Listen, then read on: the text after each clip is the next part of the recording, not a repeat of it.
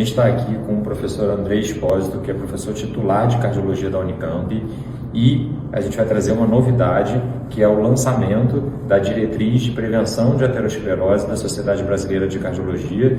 O professor Andrei foi um dos participantes da comissão que organizou essa nova diretriz.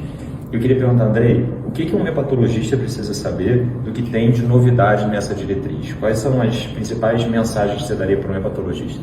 Bom, obrigado, João, pela oportunidade. Essa ligação forte, indissociável entre a hepatologia e a cardiologia, ela tem avançado muito.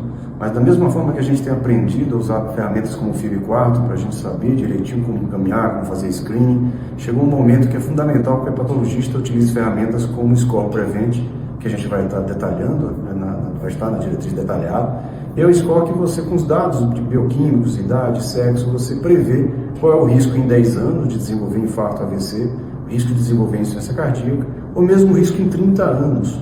E isso é uma ferramenta importante para que o nosso paciente com doença hepática gordurosa, esteatohepatite, esse previna a manifestação de infarto AVC, que é uma complicação comum desses pacientes.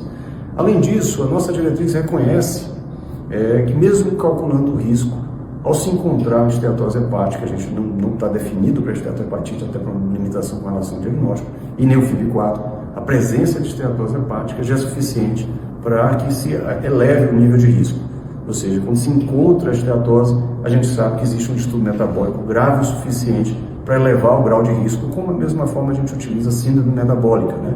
HDL baixo, triglicéridos elevados, glicemia aumentada, pressão aumentada, presença de esteatose passa a ser um fator agravante, né? Reclassificador de risco. Por fim, passou-se a adotar, isso mundialmente, a nossa diretriz também faz isso, que terapias combinadas devem ser procuradas desde o início do tratamento, particularmente para aqueles pacientes que precisam de redução de LDL de 50% ou mais.